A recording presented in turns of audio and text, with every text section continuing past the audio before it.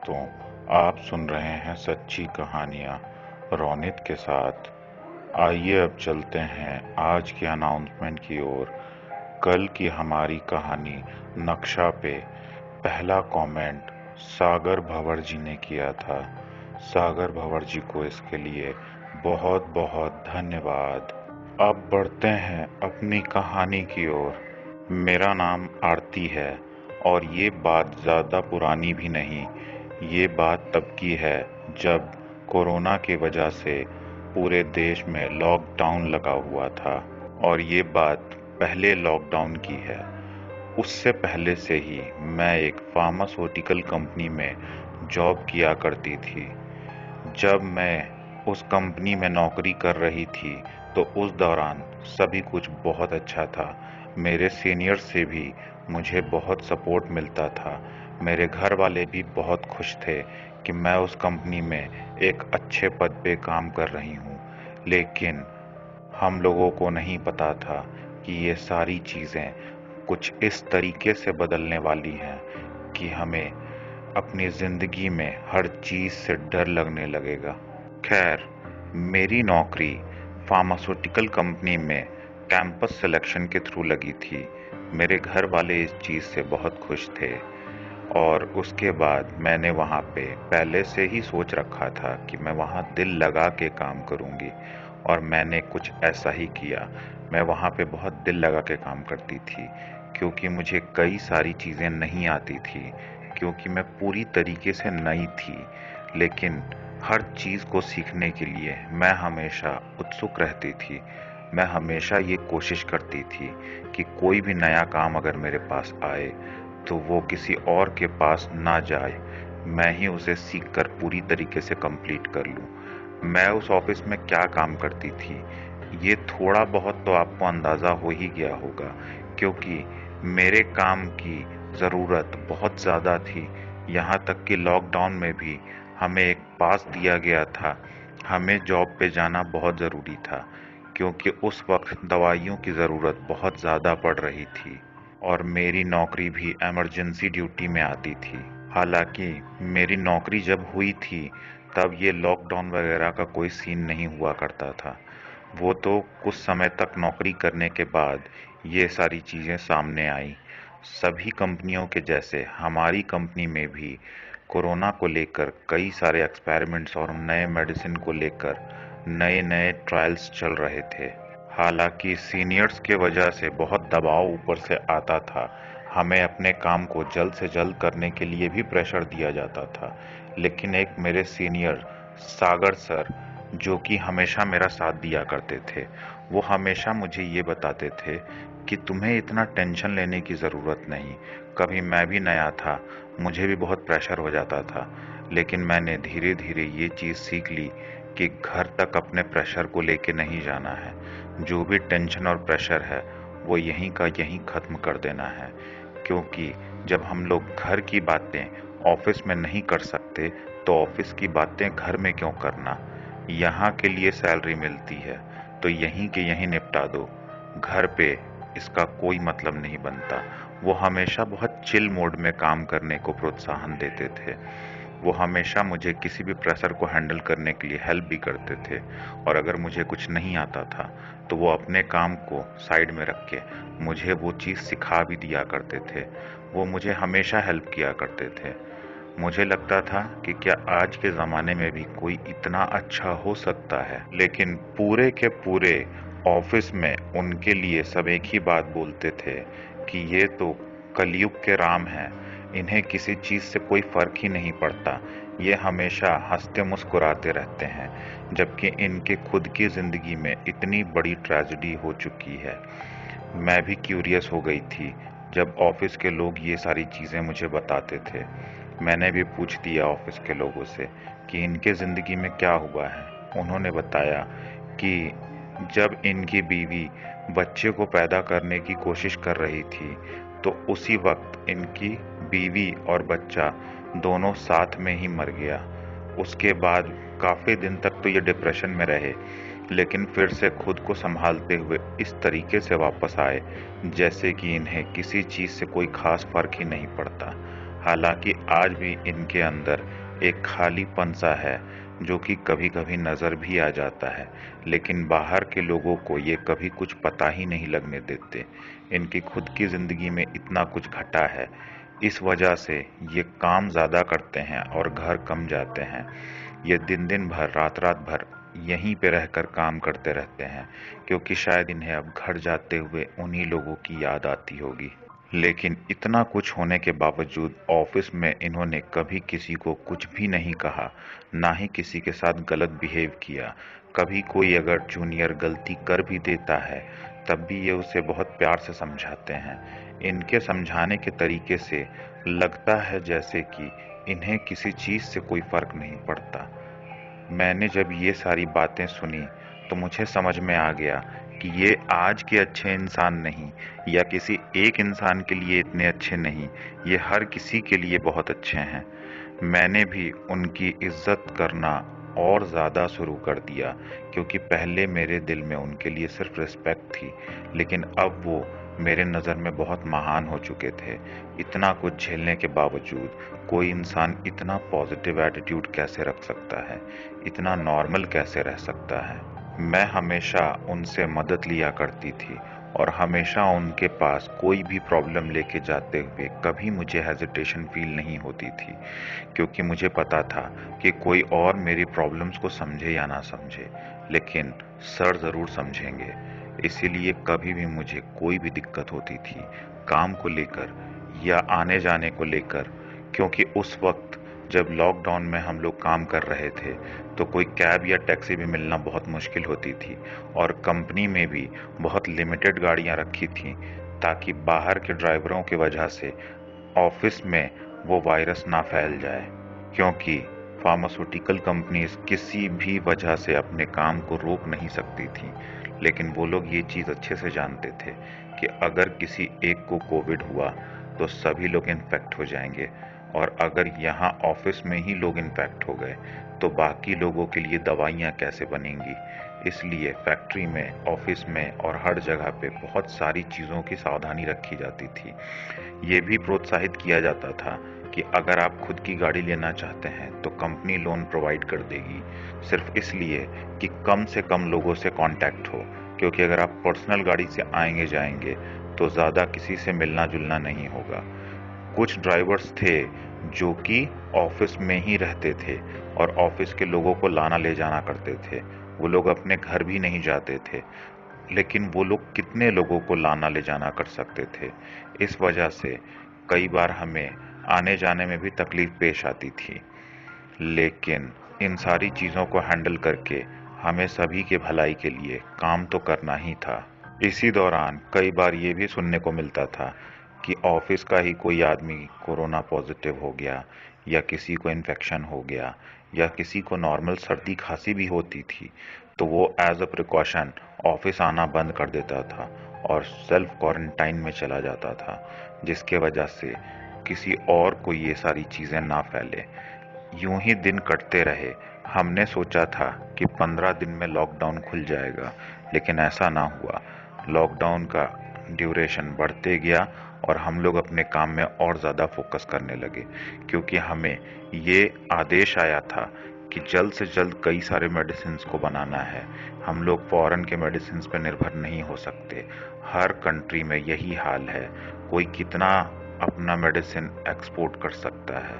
इसलिए हमें अपने ही देश में जल्द से जल्द इसे रोकने के लिए भी और इसको ठीक करने के लिए भी दवाइयाँ बनानी ज़रूरी थी।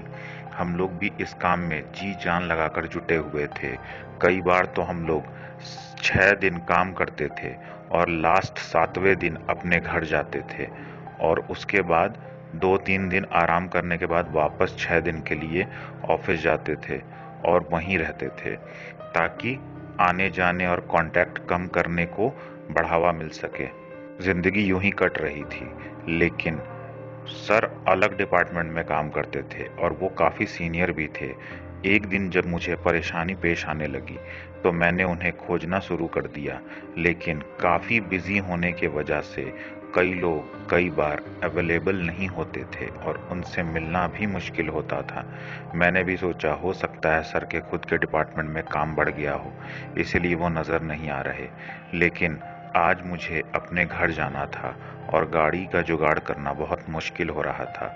इसी काम के लिए मैं उन्हें खोज रही थी। लेकिन फिर मैंने सोचा कि हर छोटे बड़े काम के लिए उनके ऊपर तो प्रेशर नहीं डाल सकते, वैसे भी उनके ऊपर बहुत प्रेशर है। मैंने एक ड्राइवर से खुद ही बात की और थोड़ी देर बात करने के बाद उसने भी मेरे तकलीफ को समझते हुए मुझे छोड़ने के लिए हामी भर दिया, क्योंकि उन सभी की गाड़ी को अच्छे से सैनिटाइज किया जाता था और उनका भी डेली चेकअप होता था और वो लोग ऑफिस में ही रहते थे, इसीलिए इन्फेक्ट होने का चांसेस भी बहुत कम था। फिर मैं उस ड्राइवर के साथ घर को चली गई, लेकिन मेरा घर एक गली के अंदर था, तो मैं गली के बाहर ही गाड़ी को रुकवाकर अंदर जाने लगी। तो ड्राइवर ने कहा, मैडम चलिए मैं आपको पैदल पैदल अंदर तक छोड़ देता हूँ। मैंने कहा, आप घबराइए मत, यहाँ मेरा रोज का आना जाना है, मुझे यहाँ कोई खतरा नहीं, कोई डरने की बात नहीं, आप आराम से जाइए, मैं आराम से घर पहुँच जाऊँगी। हालांकि उसने मुझे बहुत बार कहा कि चलिए मैं आपको अंदर तक छोड़ देता हूँ। कंपनी का रूल भी यही है कि जिसे भी अगर फीमेल को छोड़ रहे हैं तो आप उनके बिल्डिंग के नीचे तक या फिर एक सिक्योरिटी गार्ड के साथ छोड़ना रहता है। लेकिन मैं जानती थी कि यहाँ मुझे कोई खतरा नहीं और मैंने ही उन्हें रिक्वेस्ट की थी मुझे यहाँ तक छोड़ने के लिए। अब तो सिर्फ 200-300 मीटर की ही दूरी बची थी गली के अंदर और मैं उन्हें परेशान नहीं करना चाहती थी, इसीलिए मैंने उन्हें समझा बुझाकर वहाँ से भेज दिया। हालांकि वो मोड़ पे ही काफ़ी देर तक खड़े रहे, लेकिन धीरे धीरे गाड़ी मुझसे ओझल होने लगी और मैं गली के अंदर बढ़ चली। थोड़ी देर तक तो सब कुछ ठीक रहा, लेकिन कुछ दूर और बढ़ने के बाद मुझे वहाँ पे कुछ ऐसा फील होने लगा जैसे कि कोई मेरे पीछे पीछे चल रहा है। शुरू में तो मैंने इसे इग्नोर किया, लेकिन डर तो मैं तब गई जब किसी की आवाज़ मेरे कानों में गूंज उठी। कोई मेरा नाम लेकर मुझे पुकार रहा था। ये सुनते के साथ मैं तेज कदमों से करीब करीब भागने ही लगी थी और जल्दी ही मैं अपने घर के पास पहुंच चुकी थी। फिर जल्दी जल्दी मैं भागकर अपने घर गई और मेरी माँ ने दरवाज़ा खोला। मैंने माँ को कुछ बताया तो नहीं, लेकिन माँ मेरी हालत देखकर ये समझ रही थी कि शायद मैं बहुत डर गई हूँ। माँ ने मुझसे पूछा, क्या हो गया, तुम इतनी डरी हुई क्यों हो?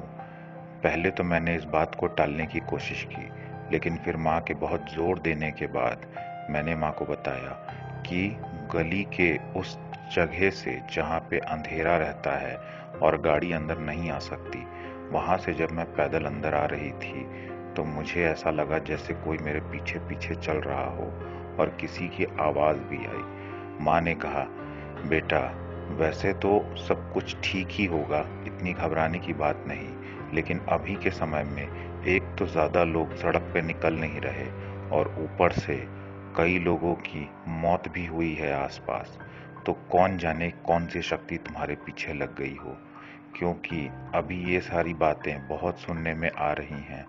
माँ इन सारी चीज़ों में विश्वास भी करती थी और साथ में कई सारी कहानियाँ भी उस वक्त सुनने में आ रही थी कि कई लोग कहीं इस वायरस के वजह से मर गए, कई जगह पे वो जगह हॉन्टेड हो गई, हॉस्पिटल का कोई एक विंग हॉन्टेड हो गया, कोई एक गली हॉन्टेड हो गई, क्योंकि ज़्यादा लोग के चहल पहल ना करने की वजह से हर चीज़ डरावनी लगने लगी थी। और अगर कहीं अंधेरा भी हो और दूर दूर तक कोई इंसान भी ना हो तो वो जगह तो वैसे भी बहुत डरावनी लगती है। माँ के इतने बोलने के बाद मुझे लगा माँ लग रहा है मुझे ही डराने में लगी हुई है। मैंने माँ को समझाया कि आप मुझे समझाने के बजाय डरा रही हो क्या? माँ ने बोला, नहीं बेटी, मैं बस इतना चाहती हूँ कि तुम सुरक्षित रहो। माँ ने पूजा रूम से लाकर मुझे एक लॉकेट पहना दिया। मैंने भी उन्हें मना नहीं किया, क्योंकि इतनी हिम्मती तो मैं भी नहीं थी और अगर किसी एक सहारे के होने की वजह से मेरा डर थोड़ा कम होता है तो क्या बुरी बात है। फिर जिंदगी यूं ही चलने लगी। मैं वापस अपने ऑफिस गई और वहां से सारा काम निपटाने के बाद अब मुझे रोज रोज घर आना जाना करना पड़ रहा था। हालांकि ऑफिस के रूल्स अभी भी उतने ही स्ट्रिक्ट थे, लेकिन रोज रोज ये करना मुझे थोड़ा ज़्यादा अजीब लग रहा था।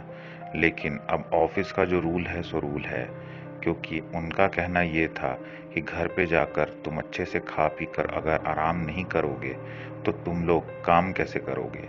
और अभी वर्कलोड ज़्यादा होने के वजह से हर किसी पे ज़्यादा प्रेशर भी आ रहा है, इसीलिए वो लोग कुछ लोगों को वहाँ पे रखते थे और बाकी लोगों को रोज़ के रोज़ आना जाना पड़ रहा था, जिसमें मैं भी शामिल थी। मैंने भी यही करना शुरू कर दिया और रोज़ मुझे वो कैब वाले भैया सिर्फ जाकर एक बार बोलने पे ही छोड़ दिया करते थे। फिर धीरे धीरे यूं ही रोज मेरा कोई पीछा करता था, कोई आवाज लगाता था, लेकिन कोई मुझे छू नहीं पाता था और ना ही मेरे नजदीक आ पाता था। मुझे लग रहा था शायद माँ के दिए हुए उस लॉकेट का चमत्कार है। मेरा मन तो नहीं करता था कि उस गली में अंधेरे में अकेले आना जाना करूं, लेकिन मेरे पास कोई और ऑप्शन भी नहीं था और माँ को नीचे बुलाना भी बार बार ठीक नहीं था। इसीलिए मैंने सोचा कि ठीक है, कोई बात नहीं, अगर मुझे नुकसान नहीं पहुंच रहा तो सब कुछ यूं ही चलने देते हैं। कुछ दिन, 7 दिन, 8 दिन के करीब यूं ही चलता रहा। आवाज आती रही, मुझे टोकने और रोकने की कोशिश होती रही। फिर मैंने सोचा कि क्या पुलिस कंप्लेन कर दूं कि कोई मेरा पीछा करता है। फिर मैंने कहा पुलिस कंप्लेन अगर किया तो बताऊंगी क्या, क्योंकि कोई नज़र तो आता ही नहीं। फिर मैंने इस बात पे ज़्यादा ध्यान नहीं दिया, लेकिन एक दिन तो हद हो गई। किसी ने मुझे आवाज़ लगाने के बाद जब मैंने पीछे पलट कर नहीं देखा तो मेरे तरफ कुछ फेंका। वो कोई मेटल का टुकड़ा जैसा कुछ था, जो कि शायद सड़क के किनारे पहले भी पड़ा रहता था।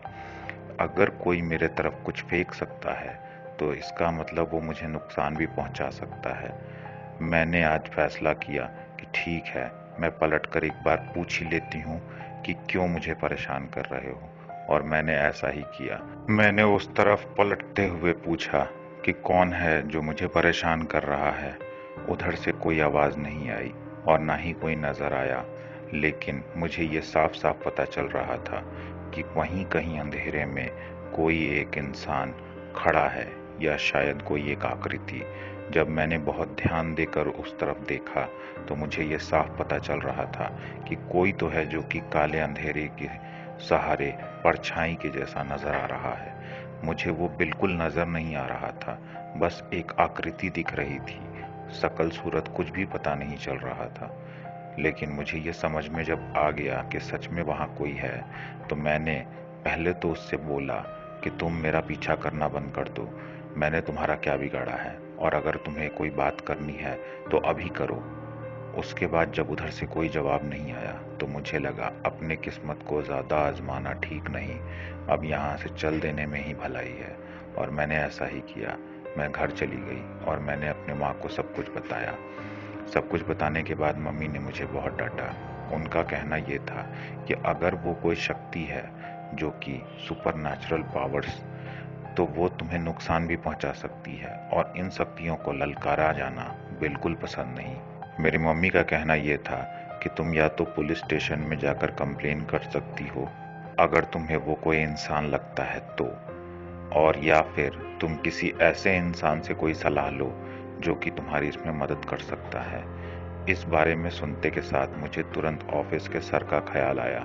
मैंने सोचा सिर्फ वही हैं जो अब मेरी मदद कर सकते हैं, क्योंकि वो प्रोफेशनल के साथ साथ पर्सनल चीज़ों में भी काफ़ी माहिर थे। वो हर चीज़ों में बहुत सटीक आइडियाज़ दिया करते थे। मैंने फैसला कर लिया था कि कल ऑफिस जाते के साथ सबसे पहले मैं उन्हीं से मिलकर बात करूंगी। मैं अगले दिन ऑफिस गई और जाकर सर को ढूंढने लगी। काफ़ी देर तक सर को ढूंढते रहने के बाद भी जब सर मुझे नहीं दिखे तो मैंने 2-4 लोगों से पूछना शुरू किया। उनके डिपार्टमेंट में भी जाके पूछा। फिर पता चला कि सर काफ़ी दिनों से ऑफिस ही नहीं आ रहे हैं। फिर मुझे ये चीज़ बहुत अजीब लगी और बाकी लोगों को भी ये चीज़ अजीब लग रही थी, क्योंकि सर कभी छुट्टी नहीं लिया करते थे। वो तो कई कई दिनों तक ऑफिस में ही रहते थे। फिर मैंने सोचा हो सकता है उनकी तबीयत ठीक ना हो। मैंने ऑफिस से उनका नंबर निकलवाया और उन्हें फ़ोन लगाने की कोशिश की। काफ़ी देर तक फ़ोन लगाने के बाद नॉट रिचेबल चलता रहा। फ़ोन नहीं लग रहा था। मैंने सोचा, एक तो सर ने छुट्टी ली, जो कि वो कभी नहीं लेते थे। दूसरा, उन्होंने फ़ोन भी ऑफ करके रखा है। ऑफिस में ये भी पता चला कि वो कभी अपना फ़ोन भी ऑफ नहीं करते थे। इसका मतलब दोनों चीज़ उनके नॉर्मल नेचर में नहीं थी। अब मुझे थोड़ा अजीब लगने लगा था कि सर जो भी चीज़ें नहीं करते, आज वो अचानक से ये सारी चीज़ें क्यों कर रहे हैं। और तो और वो अकेले रहते थे, क्योंकि उनके बीवी बच्चे तो मर चुके थे। तो अकेले इंसान के साथ पता नहीं क्या क्या हो सकता है। फिर मेरे दिमाग में ये भी ख्याल आया कि ऑफिस वालों को भी तो इस चीज़ की टेंशन होनी चाहिए। मैंने ऑफिस में ये कंसर्न रेज किया। लोगों ने बोला, ठीक है, हम लोग इसके बारे में ज़रूर पता लगवाएंगे। और फिर मैंने सोचा, अब सर के लिए ज़्यादा परेशान होने का मतलब नहीं बनता, क्योंकि मैं तो कहीं जाके चेक कर नहीं सकती। और तो और अपने पर्सनल काम के लिए मैं उन्हें भी परेशान नहीं कर सकती। मैंने सोचा, ठीक है, अभी छुट्टी पे हैं, कुछ दिनों में वापस तो आ ही जाएंगे। लेकिन मुझे डर लग रहा था उस अंधेरी गली में वापस अकेले जाने में, क्योंकि इस चीज़ का कोई सॉल्यूशन तो निकला नहीं था। और किसी को बताने में मुझे बहुत डर लग रहा था कि लोग कहीं मेरा मजाक ना बना दें। फिर मैं वापस उसी तरीके से जाने लगी और मेरे साथ फिर से वही सारी चीज़ें होने लगी। आवाज़ आना, सामान मेरे तरफ फेंका जाना। फिर भी 2-3 दिन तक इसी तरीके से निकल गया। मैंने इस चीज़ को पूरी तरीके से इग्नोर किया। लेकिन 2-3 दिन बाद जब मैं बहुत परेशान हो गई और मेरी बात सर से भी ना हो पाई, तो मुझे पता चला कि अब कोई और रास्ता नहीं है। मैंने मोड़ पर जाकर एक पंडित जी से बात करने की कोशिश की।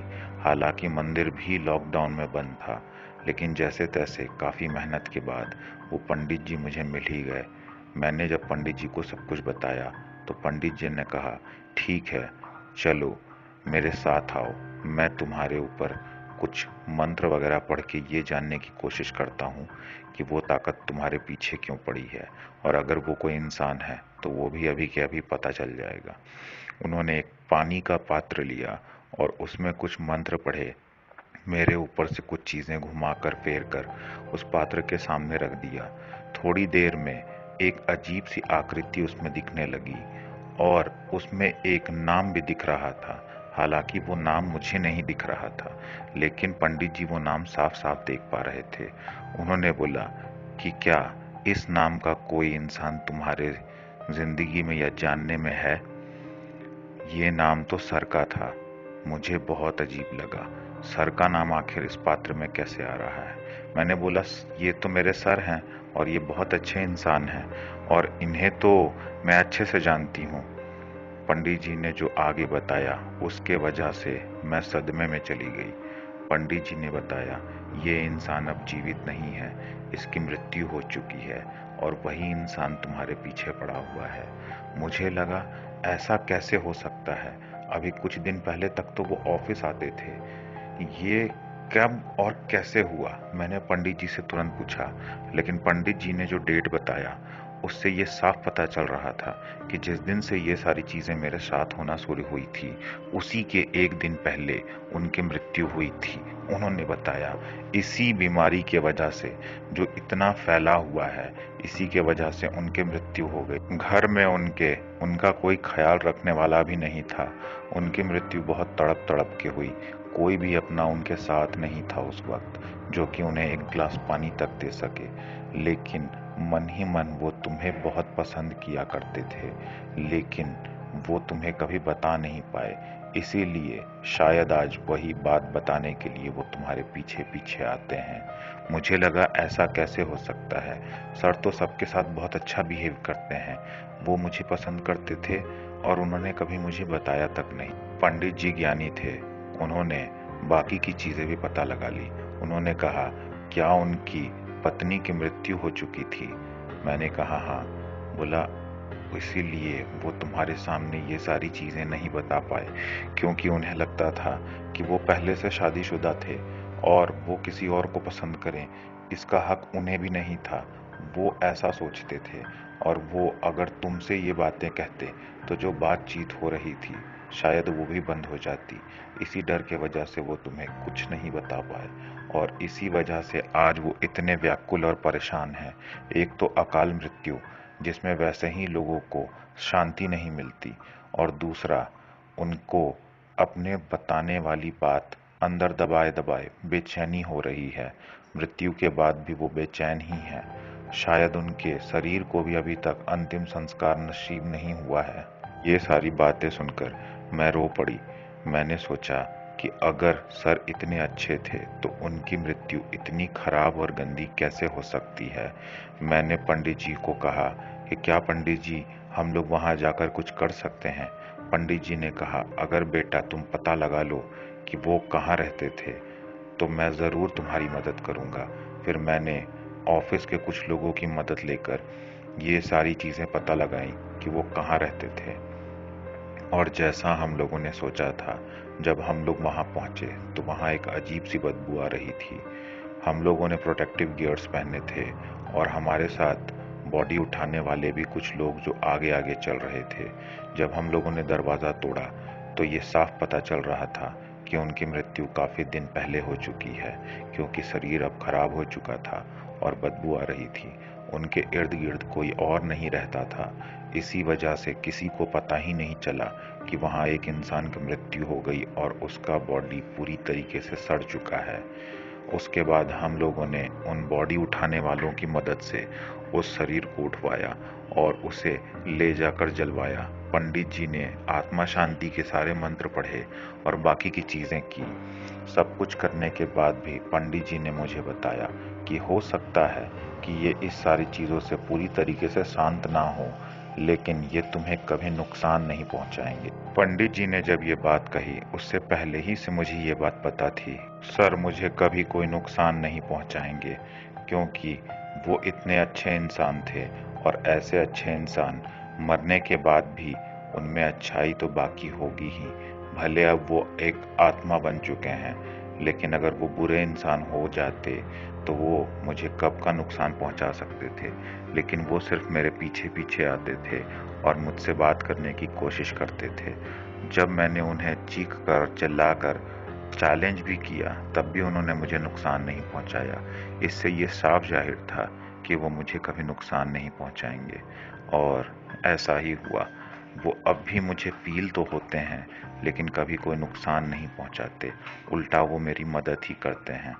खैर, आज की कहानी में बस इतना ही। आप लोग कमेंट सेक्शन में ये ज़रूर बताइएगा कि आपको ये कहानी कैसी लगी। हमारे ऐसे ही मनोरंजक कहानियों को सुनने के लिए एक बार हमारे प्लेलिस्ट को ज़रूर विज़िट कीजिएगा। कल फिर मिलेंगे ऐसी ही एक अनोखी कहानी के साथ। तब तक के लिए साइनिंग ऑफ।